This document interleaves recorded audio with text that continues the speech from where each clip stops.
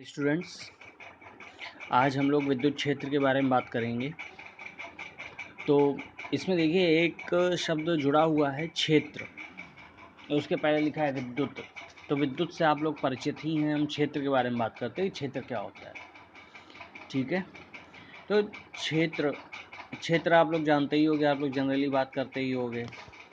जहाँ पे आप खड़े हो वो आपका क्षेत्र है, जो आपके घर के सामने का जो एरिया है वो आपका क्षेत्र है।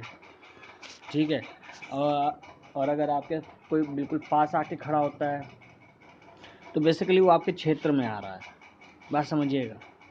ठीक है, आप जहाँ पे खड़े हो अगर वो आपसे काफ़ी दूर पे है तो उसके ऊपर कोई इम्पैक्ट नहीं है, आपके होने ना होने का कोई मतलब नहीं बनता। लेकिन आपके अगर वो पास आके खड़ा हो रहा है, इट मीन्स वहाँ पे कुछ ना कुछ एक इंटरेक्शन ज़रूर होगा। बात समझ में आ रही है? तो यही प्रोसेस आवेशों के लिए भी होता है। ठीक, तो जैसे आवेश है, तो कोई भी आवेश हो वो अपने चारों तरफ एक विद्युत क्षेत्र उत्पन्न करता है। ठीक है, जब इसमें कोई अन्य आवेश Q P बिंदु पर लाया जाता है तो क्षेत्र इस पर बल आरोपित करता है। ठीक है, तो यही चीज़ है। जैसे कि आप ऐसे समझ लो कि कोई एक चार्ज है प्लस Q। ठीक है, कोई एक चार्ज है प्लस Q, तो प्लस Q के चारों तरफ ये विद्युत क्षेत्र रेखाएं होती हैं विद्युत बल रेखाएं हैं बेसिकली। अभी शायद विद्युत बल रेखाओं के बारे में मैंने आपको नहीं बताया आप, लेकिन ऐसे समझ लीजिए जो धनावेश होता है उससे जो विद्युत बल रेखाएं निकलेंगी वो बाहर की तरफ निकलेंगी।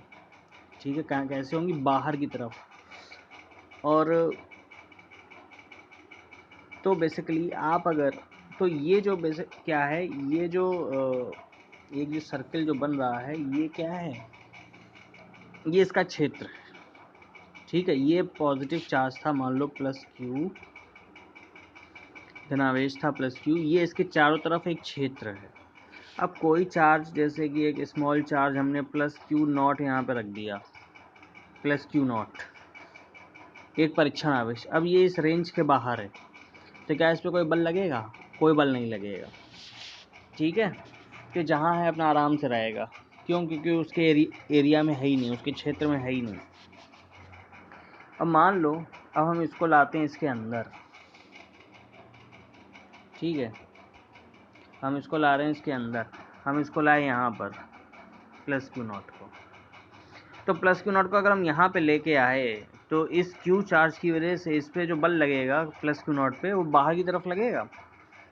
ये इसको क्या करेगा? इसको खिसका के इसी तरफ तो खिसकाएगा इसको। बात समझ में आ रही है?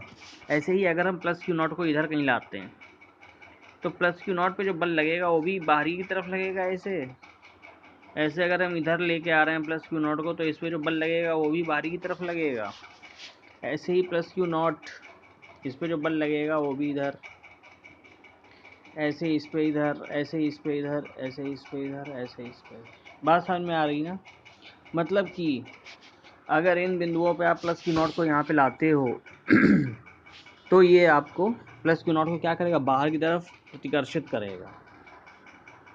ठीक है, तो ये जो जिस डायरेक्शन में इनको प्रतिकर्षित कर रहा है, यही जो डायरेक्शन है ये आपकी जो है ये विद्युत बल रेखाओं की दिशा है। प्लस चार्ज की वजह से ये विद्युत बल रेखाओं की दिशा है। क्लियर हो रही होगी बात? ठीक है, तो जो प्लस चार्ज वाला कोई भी आवेश होगा, पॉजिटिव चार्ज वाला कोई भी आवेश होगा, तो उससे जो विद्युत बल रेखाएं निकलेंगी वो ऐसे ही निकलेंगी। तो यहाँ पे देखो, ये वाला जो डायग्राम है इसमें ये पॉजिटिव चार्ज उन्होंने लिया है, इससे जो बल रेखाएं निकल रही है बाहर की तरफ है। ठीक है, तो जो परिभाषा है, परिभाषा देखो यही लिखी हुई है कि यदि कि आवेश Q अपने चारों ओर एक विद्युत क्षेत्र उत्पन्न करता है जब इसमें कोई अन्य आवेश Q P बिंदु पे लाया जाता है। P बिंदु मान लो यहीं पे ही है। P बिंदु मतलब वही वाला जो रीजन जो मैंने बनाया था, सपोज जैसे ये है, तो यहाँ पे ये मैंने कोई P बिंदु ले लिया। अब P बिंदु पे कोई प्लस क्यू नॉट चार्ज लेके आएंगे तो P क्या करेगा, इसको यहाँ फेंकेगा। अब मान लो यहाँ पे लेके आया P बिंदु, यहाँ पे ले लिया तो प्लस क्यू नॉट यहाँ पे गया। ऐसे ही यहाँ पे लेके आया तो क्यू नॉट इधर गया, इधर लेके आया तो क्यू नॉट इधर चला गया, इधर लेके गया तो इधर का गया, इधर आ गया। बात समझ रहे हो? तो इस तरीके क्या है, यही आपकी विद्युत बल रेखाएं हैं। ठीक है, तो प्लस चार्ज के लिए ये हमेशा जो है बाहर की तरफ होती हैं, और निगेटिव चार्ज के लिए देखो ये माइनस क्यू है, तो निगेटिव चार्ज के लिए ये आपकी अंदर की तरफ, निगेटिव चार्ज के लिए ये आपकी अंदर की तरफ, जैसे ये मालूम है निगेटिव चार्ज ले लिया, तो इसके लिए जो बल रेखाएं होंगी इनकी जो डायरेक्शन होगी वो अंदर की तरफ होगी। ठीक है, निगेटिव चार्ज के लिए इनकी जो बल रेखाओं की जो दिशा होती है वो अंदर की तरफ होती है। ठीक है, बात समझ में आ रही होगी आपको? ओके, अब देखो, तो आवेश Q अपने चारों ओर आवेश कैपिटल Q अपने चारों ओर विद्युत क्षेत्र उत्पन्न करता है। जब इसमें कोई अन्य आवेश स्मॉल qp पर लाया जाता है तो क्षेत्र इस पर बल आरोपित करता है। ठीक, तो बल आरोपित करता है तो किसी बिंदु r पर आवेश Q द्वारा उत्पन्न विद्युत क्षेत्र ER equal to 1/4πε0 Q/r² into r cap. ठीक है, तो फॉर्मूला आपका वही है लगभग जो आप कूलॉम्स लॉ में देखते थे। तो जो विद्युत क्षेत्र का जो फॉर्मूला है वो आपका क्या है, वो विद्युत क्षेत्र बेसिकली किसी चार्ज Q की वजह से उत्पन्न हो रहा है, किसी चार्ज कैपिटल Q की वजह से उत्पन्न हो रहा है, और यहाँ से r दूरी पे कितना विद्युत क्षेत्र होगा, मान लो जैसे ये है आपका प्लस Q, तो ये इसका चारों तरफ इसका ये भी क्षेत्र है, तो ये मान लो r दूरी है यहाँ से, तो इस r दूरी पे कितना विद्युत क्षेत्र होगा, तो इसका फॉर्मूला क्या है 1/4πε0 Q/r² इंटू r कैप। ठीक है, ये इसका फार्मूला है, ये विद्युत क्षेत्र का फार्मूला है। किसका फार्मूला है? विद्युत क्षेत्र का। अब विद्युत क्षेत्र में जैसे बल कितना लग रहा है, इसकी परिभाषा में यही कि जब इस क्षेत्र में हम कोई अन्य आवेश लेके आते हैं तो क्षेत्र इस आवेश पर एक बल लगाता है। ठीक है, तो ये जो बल है इस बल का मान क्या होता है, F equal to E into q. ठीक है, E क्या हो गया, E तो विद्युत क्षेत्र हो गया, और Q क्या है, Q वो आवेश है जिस आवेश को हम उस विद्युत क्षेत्र में लेके आ रहे हैं। तो F equal to E q या ई क्यू नॉट कह सकते हैं, क्योंकि क्यू नॉट ये परीक्षण आवेश हमने लिया। ये परीक्षण आवेश के बारे में आपको हम बताएंगे क्या होता है। मतलब आप ऐसे समझ लो, ये वो आवेश है क्यू नॉट जिसको हम विद्युत क्षेत्र में ले करके आ रहे हैं। जैसे कि ये प्लस क्यू है, ये इसके चारों तरफ का एक क्षेत्र है, यह इसका विद्युत क्षेत्र है। ठीक है, ये इसका क्या है, विद्युत क्षेत्र। अब यहाँ पे अगर हम प्लस क्यू नॉट को लेके आ रहे हैं तो प्लस क्यू नॉट जो पहले से मौजूद ये पॉजिटिव चार्ज, ये क्या करेगा, इसको बल लगा के इसको क्या करेगा, इधर की तरफ खिसकाएगा, ऐसे ही इधर की तरफ खिसकाएगा, ऐसे इधर इधर इधर। ठीक है, हर डायरेक्शन में इसको जहाँ पे रखा होगा उसी डायरेक्शन में इसको क्या करेगा, खिसका देगा पीछे। तो F equal to E q naught. Clear, ये विद्युत बल है F equal to E q naught. तो यही आपका लिखा हुआ है।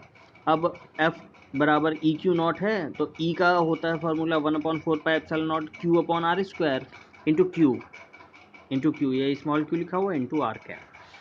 क्लियर, तो F R equal to E time E R into q. तो हमारे सामने चीज़ क्लियर हो गई होगी, इसमें ऐसा कुछ नहीं। अब इसका जो SI मात्रा का विद्युत क्षेत्र का वो क्या होता है, न्यूटन पर कूलॉम। ई इक्वल टू क्या हो जाएगा भाई, F इक्वल टू है आपका ई क्यू, तो ई इक्वल टू क्या हो गया, F अपॉन क्यू, ये क्या हो गया, न्यूटन पर कूलॉम। क्लियर, ये चीज़ समझ में आ रही होगी हमारे समझ में। परिभाषा फिर से देखो, वही आ गई। समीकरण 1.8 से निष्कर्ष निकलता है कि यदि Q एकांक है तो आवेश Q के कारण विद्युत क्षेत्र का आंशिक मान इसके द्वारा आरोपित बल के बराबर होता है। ठीक है, F equal to E q मैंने आपको बताया था, F equal to E q, तो Q का मान आप 1 रख दो तो F इक्वल टू ई हो जाएगा। ठीक है, एकांक आवेश के लिए F बराबर क्या हो जाएगा, ई हो जाएगा। तो ये चीज़ यहाँ पे लिखी हुई है। देख, स्थान में किसी बिंदु आवेश Q के कारण विद्युत क्षेत्र को उस बल के रूप में परिभाषित किया जा सकता है यदि कोई एकांक धनावेश उस बिंदु पर रखे जाने पर अनुभव करता है। ठीक है, वही चीज़ लिखी हुई है। नेक्स्ट बात करते हैं। अब देखो, इसमें दो चार्जेस के बारे में बात की गई है, स्रोत आवेश और परीक्षण आवेश। तो स्रोत आवेश क्या है? स्रोत आवेश स्रोत का मतलब क्या होता है, सोर्स। तो स्रोत आवेश वो आवेश है जो विद्युत क्षेत्र उत्पन्न कर रहा है। मैंने आपको बताया था, अगर कोई आप प्लस क्यू चार्ज यहाँ पे रखते हो, जैसे प्लस क्यू है, तो ये अपने चारों तरफ क्या कर रहा है, विद्युत क्षेत्र उत्पन्न कर रहा है। तो इसको हम क्या बोलेंगे, स्रोत आवेश। ठीक है, इसको हम क्या बोलेंगे, स्रोत आवेश। और तथा आवेश स्मॉल क्यू जो स्रोत आवेश के प्रभाव का परीक्षण करता है उसे परीक्षण आवेश कहते हैं। देखो, जैसे ये प्लस क्यू है, तो इससे विद्युत बल रेखाएं निकल रही हैं। इससे विद्युत बल, जो पॉजिटिव चार्ज होता है, पॉजिटिव चार्ज से विद्युत बल रेखाएं हमेशा बाहर की तरफ निकलती हैं। तो ये इसका एक विद्युत क्षेत्र हो गया। ठीक है, इससे बाहर की तरफ निकल रही, इसको हम क्या बोलेंगे, इसको हम बोलेंगे स्रोत आवेश। क्या बोलेंगे, स्रोत आवेश या सोर्स चार्ज। और इस पे जो हम एक आवेश लेके आ रहे हैं क्यू नॉट, ये बेसिकली क्या है, बहुत ही छोटा आवेश है। ठीक है, ये कैसा है, बहुत छोटा आवेश है और इसकी कोई खुद की इलेक्ट्रिक फील्ड नहीं है, इसका खुद का विद्युत क्षेत्र नहीं है, ये कोई विद्युत क्षेत्र उत्पन्न नहीं कर पाता है। जैसे कोई हल्का फुल्का आदमी, ठीक है, उसकी वजह से किसी को डर नहीं लगेगा, अगर वो खड़ा भी है तो भी सब उसे इग्नोर करके चले जाएंगे। लेकिन अगर कोई भारी भरकम आदमी है, वो क्या करेगा, अगर ये मान लो ये हल्का आदमी, भारी भरकम आदमी धक्का भी दे तो भी उस पर कोई फ़र्क नहीं पड़ने वाला। ठीक है, लेकिन अगर जो भारी भरकम आदमी है वो हल्के आदमी को एक धक्का मारेगा, वो खिसक के दूर भाग जाएगा। तो ये बेसिकली यही चीज़ है यहाँ पे। तो जो स्मॉल क्यू चार्ज है, स्मॉल क्यू नॉट, जो आपका परीक्षण आवेश है, इस पर हम परीक्षण कर रहे हैं। ठीक है, परीक्षण किसका कर रहे हैं, हम विद्युत क्षेत्र का परीक्षण कर रहे हैं कि ये आवेश अगर हम यहाँ पे लाते हैं तो इस पर क्या प्रभाव पड़ रहा है। ठीक है, तो इस जो परीक्षण आवेश है, इसकी खुद की कोई इलेक्ट्रिक फील्ड नहीं है, इसकी खुद की इलेक्ट्रिक फील्ड नहीं है और ये दूसरे आवेश पे कोई अपना प्रभाव नहीं डाल पाता है। ठीक है, तो ये आपका परीक्षण आवेश हो गया। तो ये दोनों परिभाषाएं आप अपने नोट्स में इंक्लूड करिएगा, स्रोत आवेश और परीक्षण आवेश। ठीक है, और E बराबर F अपॉन क्यू। ठीक है, तो ये वही चीज़ है जो मैंने आपको पहले बताई थी, E बराबर F अपॉन क्यू। और इसमें आप लिमिट और इंक्लूड कर दोगे, limit Q tending to 0। Q क्या है, यहाँ परीक्षण आवेश है, वो क्या है, बहुत छोटा है, लेकिन वो एग्जैक्ट 0 नहीं, क्योंकि अगर वो एग्जैक्ट 0 हो जाएगा तो ये आपका मान इन्फिनिटी हो जाएगा, जो कि इम्पॉसिबल है, प्रैक्टिकली पॉसिबल नहीं है। ठीक है, तो यहाँ पे E equal to limit Q tending to 0 F upon q. अब देखो क्या लिखा हुआ है यहाँ पे, धनावेश के कारण विद्युत क्षेत्र आवेश से बाहर की ओर उन्मुख त्रिज्यीय होता है। इसके विपरीत यदि स्रोत ऋणात्मक है तो विद्युत क्षेत्र सदिश हर बिंदु पर त्रिज्यीय किंतु अंदर की ओर उन्मुख होता है। तो यहाँ पे ये वही वाला डायग्राम है जो अभी तक हम बना रहे थे कि अगर कोई धनावेश है तो इसके कारण जो विद्युत क्षेत्र होगा वो कैसा होगा, बाहर की तरफ, बाहर की ओर उन्मुख त्रिज्यीय। देखो लिखा हुआ बाहर की ओर उन्मुख त्रिज्यीय। त्रिज्यीय का मतलब वही त्रिज्या। ठीक है, मतलब ये जैसे आप इन सबको मिला दो तो एक गोला बन जाएगा, सर्किल बन जाएगा। इसके विपरीत यदि स्रोत कैसा है, स्रोत आपका अगर ऋणावेशित है, स्रोत अगर ऋणावेशित है तो विद्युत क्षेत्र हर बिंदु पर त्रिज्यीय किंतु अंदर की ओर। इसमें जो स्रोत होगा वो कैसा होगा, वो अंदर की ओर होगा। कैसा होगा, ये अंदर की ओर होगा। बात समझ में आ गई, क्लियर। ये पॉजिटिव चार्ज के लिए था, मतलब पहले वाला, और ये आपका निगेटिव चार्ज के लिए। क्लियर। और चूंकि आवेश के कारण आवेश Q पर लगे बल F का परिमाण केवल आवेश कैपिटल Q से आवेश के Q के बीच की दूरी r पर निर्भर करता है, इसलिए विद्युत क्षेत्र का परिमाण भी केवल दूरी r पर निर्भर करता है। E का मान क्या था? E का फार्मूला आपने देखा होगा, तो E का फार्मूला आपका जो था यही वाला था ना, E equal to 1/4 pi epsilon naught into Q upon r square r cap, यही फार्मूला था। ठीक है, तो इसमें देखो r स्क्वायर का टर्म आ रहा है, मीन्स आप अगर, बात समझना, आप अगर जो है स्रोत के पास खड़े हो, आप अगर स्रोत के पास खड़े हो, समझना कैसे, देखो आप इससे बाहर की ओर होंगी, आप अगर इस स्रोत के पास खड़े हो, स्रोत के अगर पास खड़े हो, तो यहाँ देखो ये घनी है लाइनें, और यहाँ देखो इनके ये कम घनी है यहाँ पे। ठीक है, तो अगर स्रोत के पास खड़े हो तो वहाँ पे आपको ज़्यादा प्रभाव महसूस होगा, क्योंकि यहाँ पे लाइनें घनी हैं, क्योंकि कौन सी लाइनें, विद्युत बल रेखा यहाँ पे घनी है। ठीक है, तो ये जो विद्युत क्षेत्र होगा वो ज़्यादा प्रबल होगा। तो यहाँ मान लो E1 है, ठीक है, ये क्या है E1,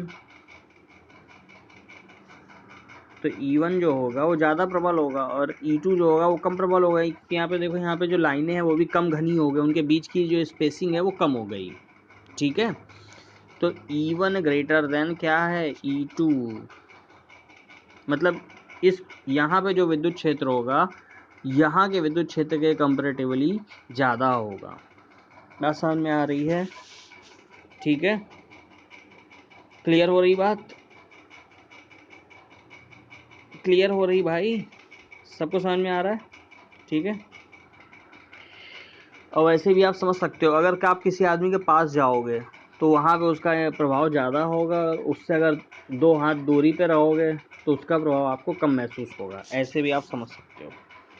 आवेशों के निकाय के कारण कितना विद्युत क्षेत्र हो रहा है, तो इसमें भी आप जो फार्मूला यूज़ करोगे वो अध्यारोपण का सिद्धांत ही यूज़ करोगे। ठीक है, तो अध्यारोपण का सिद्धांत वही वाला लगा दोगे कि एक आवेश के कारण बल कितना लग रहा था, एक आवेश के कारण विद्युत क्षेत्र का परिमाण कितना है, इसमें भी वही किया गया है। ठीक है, जैसे मान लो इसमें कई सारे आवेश हैं, Q1, Q2, Q3, Q4, तो आवेशों के निकाय के कारण किसी बिंदु पर विद्युत क्षेत्र पृथक पृथक आवेशों का उस बिंदु पर विद्युत क्षेत्र के सदिश योग के बराबर होता है। वही चीज़ है जैसे आपने आवेशों के लिए किया था, वही विद्युत क्षेत्र के लिए करो। पहले E1 निकालोगे, Q1 की वजह से E1 का मान, ठीक है, Q1 की वजह से E1 का मान, सपोज यहाँ पे हमको P बिंदु पर विद्युत क्षेत्र की तीव्रता निकालनी है, पहले हम क्या करेंगे, Q1 की वजह से निकालेंगे P बिंदु पर। तो P पर कैसे निकालेंगे, एक परीक्षण आवेश लेके आएंगे, तो परीक्षण आवेश पर जो बल लगेगा वो परीक्षण, मान लो यहाँ पे P बिंदु पे हमको निकालनी है तीव्रता, तो यहाँ पे हम एक परीक्षण आवेश Q0 लेके आए, तो Q1 की वजह से ये आपका इधर की तरफ E1 लग जाएगा, ऐसे ही Q3 की वजह से इधर लग जाएगा E3, Q4 की वजह से, ये Q4 है, Q4 की वजह से इस पर बल लग जाएगा E4, Q2 की वजह से बल लग जाएगा E2, और फिर इन सब का क्या करोगे, इसका सदिश योग, इसका सदिश योग, इसका सदिश योग, सबका सदिश योग लेकर के क्या कर दोगे, सबको जोड़ दोगे, और सबको जब आप जोड़ दोगे तो वही ER बराबर E1R plus E2R plus dash dash ENR, finally आपका ये फार्मूला आ जाएगा। ठीक है, इसमें ऐसा कुछ भी नहीं है, आप लोग परेशान ना होइएगा, वैसे ही है जैसे कि उसमें किया गया था, आपका आवेशों के लिए किया गया था। तो ER इक्वल टू क्या है, 1/4 pi epsilon not Q1/R1 P square into R1 P cap plus 1/4 pi epsilon not Q2/R2 square P into R2 P cap. ऐसे ही सब कुछ बाद में इसको समेशन के फॉर्म में लिख देंगे। तो ER equal to 1/4 pi epsilon naught summation I equal to 1 to N QI 1 की जगह आई हो गया है r² IP into RIP cap. और जो विद्युत क्षेत्र है वो आपका कैसा है, सदिश राशि है। कैसी राशि है ये, सदिश राशि है। ठीक है, तो ये बिल्कुल वैसे ही जैसे आपने कूलॉम्स लॉ में आपने चार्जेस के लिए निकाला था। ठीक है,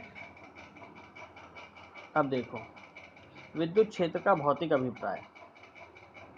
तो विद्युत क्षेत्र का जो भौतिक अभिप्राय है, क्षेत्र तो आपको समझ में आ ही गया कि कोई भी चार्ज होगा तो वो क्या करता है, एक विद्युत क्षेत्र उत्पन्न करता है। उस विद्युत क्षेत्र में अगर कोई भी हम दूसरा चार्ज लाते हैं तो वो चार्ज एक बल का अनुभव करता है। ठीक है, वो बल कितना होता है, F=E/Q होता है। ठीक है, विद्युत क्षेत्र का परिमाण मल्टीप्लाइड बाय उस चार्ज का परिमाण। ठीक है, दोनों को मल्टीप्लाई करा दो तो आपका वो विद्युत बल निकल आता है। ठीक है, अब हम बात कर रहे हैं विद्युत क्षेत्र का भौतिक अभिप्राय की। तो विद्युत क्षेत्र की भौतिक अभिप्राय देखो इसमें लिखा हुआ है। पहली चीज, विद्युत क्षेत्र एक सदिश राशि है। विद्युत क्षेत्र क्या है, एक सदिश राशि है। ये आपका मोटा मोटा लिखा हुआ, उसको याद कर लेना। विद्युत क्षेत्र एक सदिश राशि है। विद्युत क्षेत्र की अवधारणा वास्तविक भौतिक सार्थकता तभी प्रकट होती जब हम स्थिर विद्युतिकी से निकल के कलाश्रित विद्युत चुंबकीय परिघटनाओं से व्यवहार करते हैं। हम त्वरित गति से गतिमान दो दूरस्थ आवेशों Q1 Q2 के बीच लगे बल पर विचार करते हैं। वह अधिकतम चार्ज से कोई आवेश या संकेत सूचना एक स्थान से दूसरे स्थान तक जाती है। इसमें बेसिकली ये समझाने की कोशिश की है, अगर आपको इसका भौतिक अभिप्राय समझना है तो आपको क्या करना पड़ेगा, जो है इसके विद्युत चुंबकीय स्वरूप को समझना पड़ेगा। अब इसमें क्या है, देखो कारण Q1 की गति तथा प्रभाव Q2 के बीच कुछ न कुछ काल विलंब होता है। यह सार्थक रूप आप इसको ऐसे समझ सकते हो। आवेश Q1 की त्वरित गति विद्युत चुंबकीय तरंगें उत्पन्न करती जो फिर प्रकाश की चाल से चलकर Q2 तक पहुंचती हैं और Q2 पर बल लगाती हैं। ठीक, इसको हम एक बार में बता देते हैं। और यही विद्युत चुंबकीय तरंगें जो हैं आपकी, ये ऊर्जा का परिवहन करती हैं। ये याद रखना, जो भी आप जैसे प्रकाश है, ये भी आपकी विद्युत चुंबकीय तरंग है। जो भी आपके सिग्नल्स जो भी आते हैं ना, वो सब के सब विद्युत, मोबाइल के जो सिग्नल्स हैं, जो आपके DTH है उस पर जो सिग्नल्स आ रहे हैं, ये सब आपके विद्युत चुंबकीय तरंगों पर ही चल रहे हैं। ठीक है, तो आप ऐसे समझ सकते हो, ऐसे कोई चार्ज Q1 है प्लस Q1। अब ये त्वरित गति से गतिमान है, तो ये क्या करता है, ये जो है एक ये विद्युत चुंबकीय तरंगें उत्पन्न करेगा। ये क्या करेगा, विद्युत चुंबकीय तरंगें उत्पन्न करेगा। तो ये विद्युत चुंबकीय तरंगें उत्पन्न हो रही हैं। तो ये विद्युत चुंबकीय तरंगें जब इसके पास Q2 पे जाती हैं तो Q2 पे धक्का लगाती हैं। बात समझना, ये इसको हम EM वेव्स लिख रहे हैं। तो ये जो विद्युत चुंबकीय तरंगें हैं, ये जब इसके Q2 के पास जाती हैं तो इस पर एक धक्का लगाती हैं, C पे एक फोर्स लगाती हैं। तो यहीं से ही विद्युत क्षेत्र और उसकी वजह से लगने वाले बल की धारणा आती है कि इस पर जो Q2 जो आ रहा है, Q2 पे बल कहाँ से लग रहा है, तो Q2 पे बल इसी प्रकार लग रहा है। ठीक है, क्योंकि ये इसके एक क्षेत्र है, ये Q1 का एक क्षेत्र है। और यहाँ पे जब आप Q2 को लाओगे तो Q2 पे इन विद्युत चुंबकीय तरंगों की वजह से एक बल लगेगा। ठीक है, बात समझ में आ गई, यही चीज़ है। और इसको खोजा सबसे पहले किसने था, इन सब चीज़ों को, फैराडे। क्षेत्र की अवधारणा सबसे पहले किसने की थी, फैराडे ने। ये भी याद कर लेना। ठीक है, किसने दिया था, फैराडे ने। मैं समझ में आपको ये भी क्लियर हो गया होगा। चलो ठीक है, विद्युत बल रेखाओं की बात हम नेक्स्ट लेक्चर पे करेंगे। Okay, thank you.